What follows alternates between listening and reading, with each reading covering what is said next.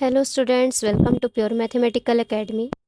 आज हम डिस्कस करेंगे CSIR नेट दिसंबर 2024 का आसाम सेंटर का क्वेश्चन। ठीक है, इंटीग्रल इक्वेशन पे बेस्ड क्वेश्चन है आपका।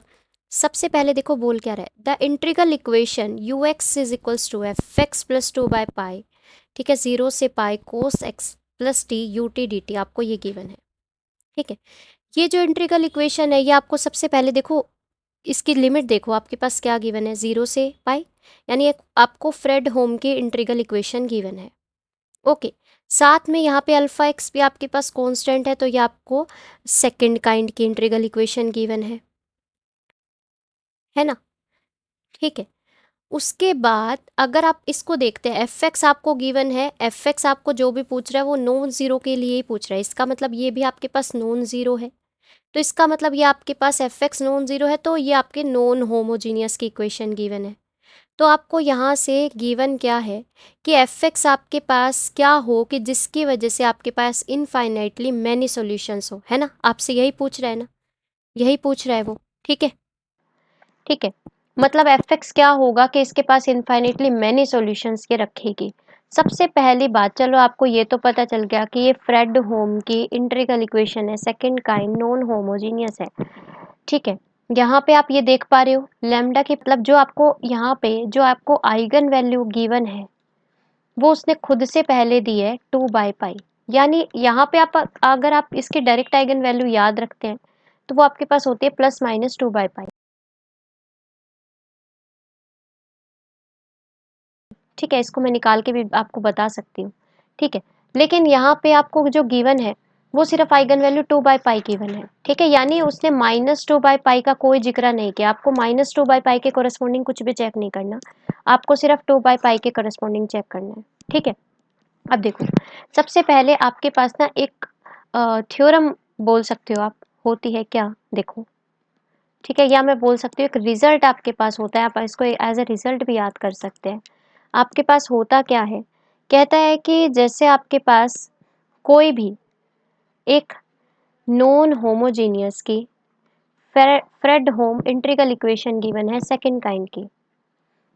ठीक है, सेकंड काइंड की, दैट इज आपको अगर इस टाइप की गिवन है, F X is equals to में एफ ऑफ एक्स प्लस में लैम्डा ए से B K of X T Y T D T, ये आपको गिवन है। ठीक है, और यहाँ पे आपके पास अगर के एक्स टी है वो आपका कैसा है, डी जनरेट कर्नल अगर आपको गिवन है। डी जनरेट कर्नल आपके पास किस टाइप का होता है, आप इसको ऐसे समझ सकते हो कि के एक्स टी आपके पास कुछ इस फॉर्म का आपको देखने मिलेगा, समेशन I1 से लेके n alpha I x beta I T. आप इसको इस तरीके से लिख पाएंगे, अल्फा 1 बीटा 1 मतलब अल्फा 1x प्लस में beta 1t, alpha 2x into में beta 2t and so on to alpha nx beta n t। ठीक है, ये आपके पास अगर कर्नल गिवन रहता है। ठीक है, तो आपके पास क्या होता है, कह रहा है कि जो आपके पास वाई एक्स होती है उसको आप ऐसे लिख पाएंगे, F X is equals to, आपको याद होगा आप जब फ्रेडहोम डिफरेंशियल इक्वेशन को कैलकुलेट करते हैं उसके आइगन वैल्यूज के लिए, तो आप क्या करते हैं, यहाँ से जो आप इसके कर्नल होते हैं इसको आप ओपन करते हैं, ओपन करने के बाद आप इसको कुछ इस फॉर्म का लिखते हैं। देखना, मैं इसी को ही आपको लिख के बता देती हूँ एक बार। ठीक है, आपको मैं इसको लिख कर बताती हूँ। ये आपके पास ऐसा होता है, Y X is equals to F of X plus में 2/पाई आपके पास गिवन है। ये आपके पास होगा कोस एक्स प्लस टी है तो कोस ए कोस बी माइनस साइन ए साइन बी, है ना। और यहाँ पे आपके पास क्या होता है, ये आपके पास होगा साथ में इनटू में U T and D T, और ये आपका 0 से पाई है। ठीक है, तो यहाँ पे वाई एक्स जब आप निकालते हैं तो वो आपके पास आता है एफ ऑफ एक्स प्लस में 2/पाई। आप क्या करते हैं, इनको सेपरेट कर लेते हैं। ठीक है, तो आप कोस एक्स को बाहर लेंगे, अंदर आपके पास बचेगा cos of T U T D T. ठीक है, और 0 से पाई एंड अगेन माइनस का 2/पाई, यहाँ से साइन एक्स बाहर ले लीजिए। ठीक है, तो अंदर बचेगा sine of T U T D T. आप क्या करते हैं, यहाँ पे इस वाली टर्म को C1 लिखते हैं, इसको C2 लिखते हैं, है ना, ऐसा ही करते हैं। ठीक है, ऐसा ही करते हैं। तो ये देख रहे हो आपके पास, ये देखना ध्यान से, ये आपके पास अल्फा 1 का काम करता है, जो जैसे मैंने बताया ना कि कर्नल को आप ऐसे सेपरेट कर पाएंगे। ठीक है, आपका जो ये कर्नल है इसको आप इस तरीके से सेपरेट कर पाएंगे। तो ये आपका अल्फा 1 होगा, मैं इसको एक बार रेड से मार्क करके दिखाती हूँ आपको। ये आपका अल्फा 1 होगा, ये आपका बीटा 1 होगा, ये आपका अल्फा 2 होगा, ये आपका बीटा 2 होगा।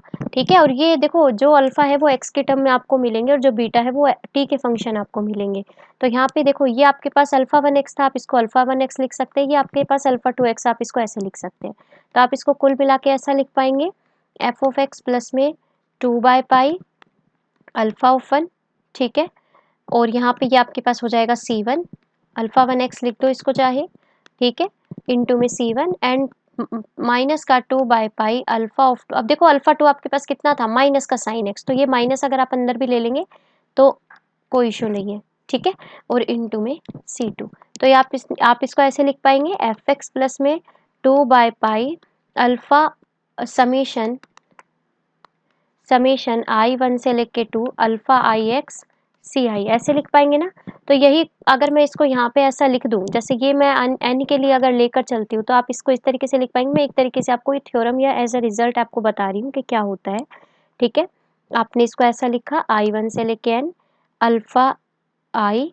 अब जो ये लैम्डा होता है, आपको लैम्डा जो गिवन है वो 2/पाई गिवन है, तो यहाँ पे अगर आप लैम्डा रख देंगे, है ना, यहाँ पे तो अभी पर्टिकुलर केस है 2/पाई का, लेकिन वैसे अगर जनरल देखा तो लैम्डा ही लिखा जाता है यहाँ पे, ठीक है। साथ में ये वाली चीज को अगर आप लैम्डा लिख देंगे तो ये लैम्डा भी अंदर ले लेंगे, तो लैम्डा ऑफ क्या आएगा, C1 CI and alpha I x, आप इसको इस तरीके से लिख पाएंगे, ठीक है।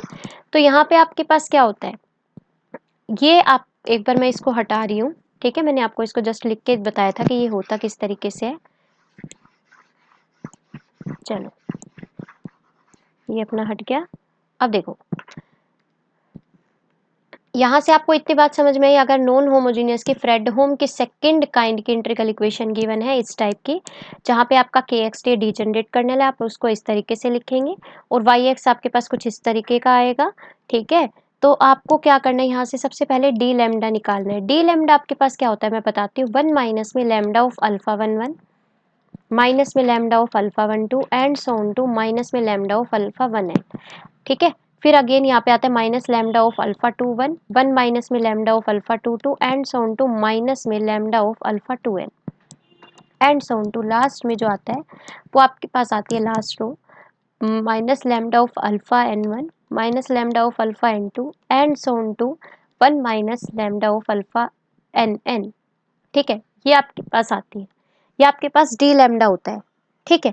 जहाँ पे जो आपके ये अल्फा 1 अल्फा 2 ये जो होते हैं ना, ये आप किस तरीके से निकालते हैं, देखना, अल्फा ऑफ जे आई वो आपके पास होता है ए से बी इंटीग्रेशन अल्फा आई एक्स बीटा जे एक्स टी एक्स, ठीक है।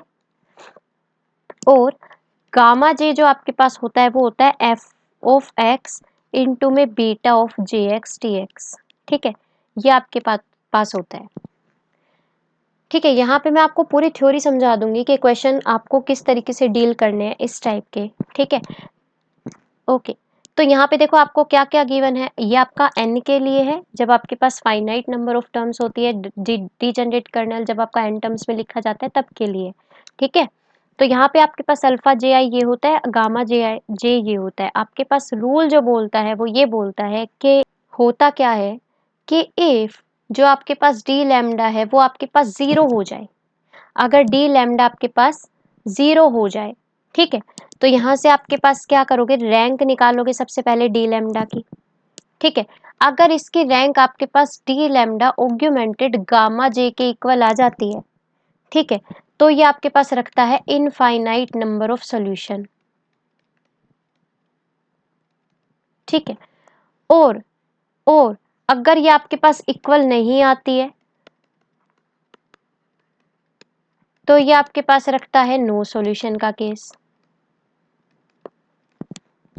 दूसरी बात अगर आपका डी लैम्डा अगेन 0 है, ठीक है, डी लैम्डा आपके पास क्या है, 0 है एंड एफ एक्स आपके पास नॉन 0 है, देन फॉर ऑल जे अगर आपके पास बीटा जे एक्स एफ एक्स 0 हो जाता है, फॉर ऑल जे का मतलब यहाँ पे जितने भी beta 1 beta 2 and so on to beta n lie कर रहे हैं उसके साथ एफ एक्स का जब आप मल्टीप्लिकेशन करवाते हैं, ठीक है, तो यहाँ पे जब आप इसको कैलकुलेट करते हैं ए से बी इंटीग्रल में वो सारे जीरो हो जाते हैं, तो आपके पास रखता है इनफाइनाइट नंबर ऑफ सॉल्यूशन। अब एक बात मेरी यहाँ से ध्यान से सुनना, ठीक है, यहाँ से एक चीज नोट करना कि आपके पास ये जो लैम्डा है ना, ये जो लैम्डा है ये यहाँ पे लैम्डा 1 के लिए भी लैम्डा 2 के लिए and so on to lambda सारे केसेस एक साथ मिलके डी लैम्डा 0 होना चाहिए। कहने का मतलब मान लो आपके पास ये आया है कुछ, मैं 2 क्रॉस 2 के एक बार मैट्रिक्स का उदाहरण लेती हूँ। जैसे मान लो आपके पास कुछ ऐसा आपको मिलता है, ठीक है, मैं ये जस्ट आपको एग्जांपल दिखा रही हूँ कि आपके पास मान लो डी लैम्डा आपके पास ये आया है, तो यहाँ पे आपके पास जब आप इसको सोल्व करेंगे, इसका इसका जो डिटर्मिनेंट होगा वो 0 कब होगा, जब लैम्डा आपके पास +-2/पाई आएगा। तो यहाँ पे ये दोनों केस इकट्ठे लेकर चलोगे कि लैम्डा आपके पास +-2/पाई होना चाहिए, ठीक है, तभी आपके पास ये केस एप्लीकेबल होगा। अगर यहाँ से इसने पर्टिकुलर केस दे दिया, जैसे मान लो कि उसने खुद से दे दिया कि भाई लैम्डा आपकी 2/पाई है, क्योंकि हमारे क्वेश्चन में 2/पाई है, तो यहाँ पे आप लैम्डा को 2/पाई पुट करके देखो, आपके पास सिर्फ ये टर्म 0 होगी और ये वाली टर्म नॉन 0 आएगी, है ना। इसका मतलब जो आपके पास डी लैम्डा बनेगा किसके लिए, only for lambda equals to 2/पाई के लिए, तो वो आपके पास कितना बनेगा, वो आपके पास बनेगा यहाँ से 0 0 0 एंड यहाँ पे जब आप 2/पाई पुट करेंगे तो ये आपका हो जाएगा 2, तो अब की बार आपका डी लैम्डा ये आएगा, ठीक है। तो यहाँ पे आपको बस ये चेक करना है कि भाई इस केस में जो आपका अब ये वाला केस एप्लीकेबल नहीं हो पाएगा, क्यों, क्योंकि यहाँ पे हमारा डी लैम्डा सारे लैम्डा के लिए 0 नहीं दे रहा, मतलब यहाँ पे जब हमने लैम्डा सिर्फ एक पर्टिकुलर केस लेकर चला है तो ये ऐसा है, तो आपको फिर ये वाला केस अप्लाई करना है, सॉरी ये वाले केस अप्लाई करने हैं, इनको चेक करना है, ठीक है, तब आपको ये केस अप्लाई करना है। तो यहाँ पे डिटर्मिनेंट लगा लेना, ठीक है, यहाँ पे डिटर्मिनेंट लगा लेना, ओके।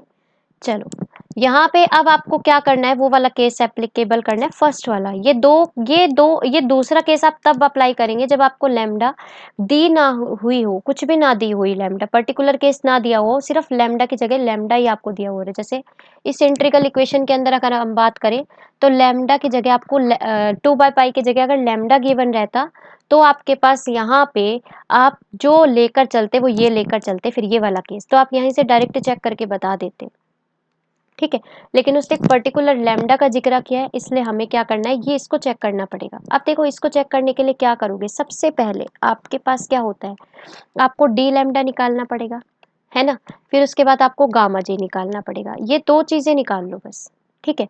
अब मैं बताती हूँ आपको कि आप शॉर्ट में इसको किस तरीके से कर पाएंगे, है ना। आपको एक बार थ्योरी पता चल गई, आपको अब क्या करना है, आपको थोड़ा सा उसी उसी थ्योरी को लेकर उसमें थोड़ा सा मतलब सोचने की जरूरत है कि भाई इसको मैं शॉर्ट कैसे कर सकता हूँ, ठीक है। तो उसके लिए सबसे पहले आपको क्या चाहिए, डी लैम्डा चाहिए, है ना। तो डी लैम्डा आपके पास क्या होता है, 1 माइनस में लैम्डा ऑफ अल्फा 1 1 माइनस में, अब देखो यहाँ पे जब आप सबसे पहले इसको जो आपके पास गिवन डिफरेंट इंटीग्रल इक्वेशन है वो आपके पास कुछ ऐसी है,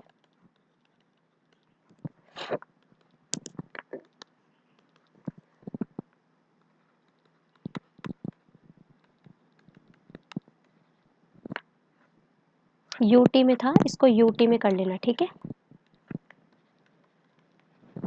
ठीक है जी। अब देखो आपको इसको सबसे पहले तो कर्नल को लिखोगे, cos x cos t minus sine x sine t, ठीक है।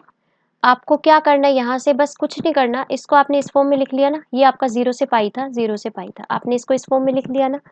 ये आप मान लो अल्फा 1 एक्स है, ये आपका बीटा 1 टी है, ये आपका माइनस साइन के साथ अल्फा 2 एक्स है और ये आपका बीटा 2 टी है। आपको क्या करना है, यहाँ से जस्ट अल्फा 1 1 अल्फा 1 2 जो मैंने बताया था किस हिसाब से निकालना है, अल्फा जे आई आपके पास होता है बीटा जे अल्फा बीटा जे एक्स अल्फा आई एक्स टी एक्स, यही होता है ना,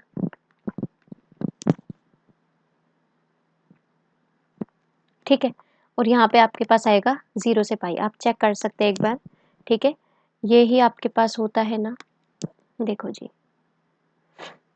अल्फा एक्स बीटा जे एक्स, ठीक है। तो आपको कुछ नहीं करना यहाँ से।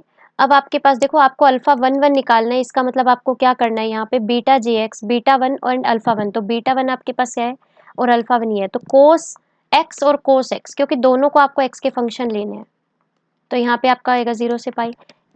इसका एक डायरेक्ट फॉर्मूला होता है, इसका डायरेक्ट फॉर्मूला होता है, ठीक है। तो यहाँ से मैं आप इसका इंटीग्रेशन आप सोल्व करके देख सकते हैं, पाई बाई 2 आपको मिलेगा, ठीक है। अगेन यहाँ पे जब आप अल्फा 1 2 निकालेंगे तो 0 से पाई, ये आपके पास आएगा beta 2 x alpha 1 x D x. तो बीटा 2 एक्स आपके पास कितना आएगा, बीटा 2 एक्स, बीटा 2 एक्स आपके पास क्या है, साइन एक्स है, and alpha 1 x cos x है, तो sine x cos x D x. इसको जब आप सोल्व करेंगे, मैं डायरेक्ट लिख रही हूँ, आप इसको सोल्व करके देख लेना, इसकी 0 आएगा। सिमिलरली जब आप 2 1 के लिए कैलकुलेट करेंगे तो 0 मिलेगा, और जब आप 2 2 के लिए कैलकुलेट करेंगे तो माइनस ऑफ पाई बाई 2 आपको मिलेगा। तो यहाँ पे जब आप डी लैम्डा के अंदर पुट करेंगे इसको, तो डी लैम्डा आपके पास क्या होती है, 1 माइनस में लैम्डा, 1 माइनस में लैम्डा ऑफ अल्फा 1 1, तो 1 माइनस में लैम्डा ऑफ अल्फा 1 1, अल्फा 1 1 आपके पास पाई बाई 2 आया है, यहाँ पे 0 आ जाएगा, यहाँ पे 0, एंड यहाँ पे इसको आप वेरीफाई करके देख लीजिएगा खुद से, ठीक है। ये आपको डी लैम्डा मिला है। अब एक चीज देखो, आपको जो लैम्डा गिवन है वो 2 बाई पाई का केस गिवन है, इसका मतलब यहाँ पे आप इसके अंदर डी लैम्डा के अंदर जरा ये पुट कर दो 2 बाई पाई, तो ये आपके पास आएगा 0, ये 0, ये 0 एंड ये 2। इसका मतलब आपको जो डी लैम्डा मिला है उसकी रैंक आपके पास आ गई है क्या, 1। तो आपको ऐसा देखना है कि भाई डी लैम्डा और जो आपके पास गामा जे है उसकी रैंक भी क्या आए, 1 आए, है ना, उसकी रैंक भी क्या आए, 1 आए। और गामा जे अभी मैं लिखवा के आई हूँ, क्या होता है आपके पास गामा जे, क्या होता है गामा जे आपके पास होता है 0 से पाई, क्योंकि ए से बी जो इंटीग्रेशन गिवन है वो 0 से पाई गिवन है। गामा जे आपके पास होता क्या है, एफ ऑफ एक्स इंटू में बीटा जे एक्स डी एक्स। अब एक चीज देखो, यहाँ पे आप जब इसकी ऑग्यूमेंटेड मैट्रिक्स लिखेंगे तो देखना, मैं आपको कुछ इस टाइप से एक बार लिख के दिखाती हूँ। ये आपके पास हो गई डी लैम्डा, और यहाँ पे आपके पास आना चाहिए गामा 1 और गामा 2, है ना, यही आपके पास होता है, गामा 1 और गामा 2 आना चाहिए, ओके।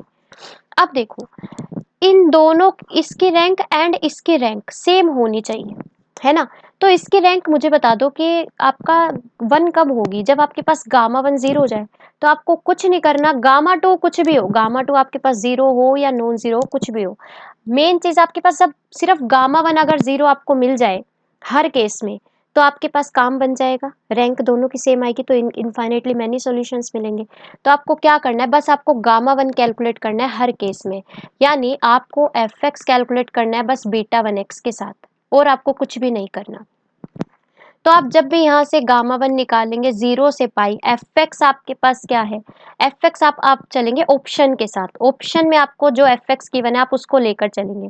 फर्स्ट ऑप्शन में आपको गिवन है कोस एक्स, फिर कोस 5 एक्स, फिर साइन एक्स, फिर साइन 5 एक्स। इनको अलग अलग फंक्शन को आप चेक करेंगे बीटा 1 के साथ, और बीटा 1 आपके पास क्या था देख लो, यहाँ से बीटा 1 आपके पास क्या था, एक मिनट, ये देखिए यहाँ से बीटा 1 आपके पास कोस टी था, लेकिन हमें साइन के फॉर्म में लेना है, ठीक है, हमें साइन के फॉर्म में लेना है। तो आपको क्या करना है, यहाँ से साइन, सॉरी कोस क्या गिवन था, सॉरी बीटा 1 कोस गिवन था, हमें एक्स के फॉर्म में लेना है, सॉरी एक्स के फंक्शन में लेना है, ठीक है। तो यहाँ पे कोस एक्स आएगा आपके पास, तो आपको कुछ नहीं करना, जो आपके पास एफ एक्स गिवन था उसको कोस एक्स के साथ चेक करना है कि वो 0 आता है या नहीं आता। अगर 0 आता है तो वो इनफाइनेटली मैनी सॉल्यूशन रखेगा, अगर नहीं आता तो नहीं रखेगा।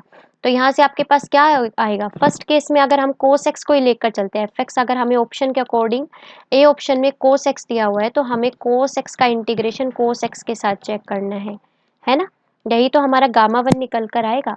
तो जब आप इसको करेंगे ना, तो ये आपका पाई बाय 2 आएगा, नॉन जीरो तो नहीं आ रहा, सॉरी जीरो तो नहीं, नॉन जीरो आ रहा है, जीरो तो नहीं आ रहा, है ना। तो इसका मतलब गामा 1 आपके पास नॉन जीरो आ गया। अब गामा 1 नॉन जीरो होने का मतलब आपके पास यहाँ पे रैंक का ना सेम होना हो गया, है ना। यहाँ पे जब आप रैंक चेक करेंगे, गामा 1 अगर आपका नॉन जीरो हो गया तो देखना ये कुछ इस टाइप का आपको मिलेगा 0 0 0 2, और यहाँ पे मान लो आपके पास कुछ भी नॉन जीरो क्वांटिटी में गामा 1 ही छोड़ देती हूँ, ये आपका नॉन जीरो है, और गामा 2 कुछ भी है। तो इसकी वजह से जो रैंक होगी वो ऑग्यूमेंटेड वाले की तो 2 हो जाएगी, है ना? और आपके पास जो डी लैम्डा की रैंक रहेगी वो 1 हो जाएगी, तो यहाँ से तो नो सॉल्यूशन का केस बन जाएगा। इसका मतलब यहाँ पे आपका जब एफ एक्स कोस एक्स रहेगा उस केस में आपके पास नो इनफाइनाइट सॉल्यूशन, है ना? मतलब इनफाइनाइट सॉल्यूशन नहीं होगा बल्कि but no solution, no solution का केस बनेगा ये, है ना? तो यहाँ पे सिमिलरली आपको बी ऑप्शन के लिए चेक करना है। जब आप और ऑप्शंस के लिए चेक करेंगे तो आपको सबके लिए क्या मिलेगा, सबके लिए आप ये ऑर्थोगोनैलिटी की प्रॉपर्टी भी अप्लाई कर सकते हैं डायरेक्ट, ये आपको 0 मिल जाएगा। ठीक है, अगेन जब आप साइन एक्स के लिए चेक करेंगे, क्योंकि ऑप्शन के अकॉर्डिंग जा रहे हैं, ऑप्शन सी के अकॉर्डिंग जा रहे हैं, तो ये आपका फिर 0 आ जाएगा। और जब आप डी के लिए चेक करेंगे 0 से pi sine 5x cos x करेंगे, तो ये अगेन आपका क्या आ जाएगा, 0 आ जाएगा। बाकी तीनों केसेस के लिए आपको 0 मिलेंगे। इसका मतलब यहाँ पे इन तीनों केसेस पे आपके पास इनफाइनाइट नंबर ऑफ सॉल्यूशन बनेगा। तो आपको बस मेन चीज़ ये ध्यान रखने वाली थी यहाँ पे कि आपको जो गिवन था ना लैम्डा, वो एक पर्टिकुलर वैल्यू आपको पहले से उसने गिवन थी, ठीक है? तो ये चीज़ आपको ध्यान रखने वाली थी। यहाँ पे आपको ये केस अप्लाई नहीं करना है, क्योंकि अगर आप ये केस अप्लाई करने लगेंगे तो आपको कोई केसेस में ऐसा मिलेगा जो नॉन ज़ीरो मिल जाएगा, ठीक है? 0 नहीं मिलेगा। जब आप मान लो साइन एक्स के लिए चेक करेंगे तो वो आपको 0 नहीं मिलेगा, उस केस में फिर आपका ये केस गलत साबित हो जाएगा, ठीक है? तो यहाँ पे आपको ये केस नहीं करना है, आपको वो केस करना है। ये तब होता है जब आपके पास सारे लैम्डा के लिए एक इकट्ठा हम केस लेकर चलते हैं तब, यहाँ पे एक पर्टिकुलर केस के लिए लेकर चलते हैं, ठीक है? तो इसलिए यहाँ से जब आप देखेंगे तो आपका B option, C option and D option ये आपके करेक्ट आएंगे एंड ए ऑप्शन आपका गलत आएगा, ठीक है? यहाँ पे नो सॉल्यूशन का केस आपके पास बनेगा ए ऑप्शन, ठीक है जी?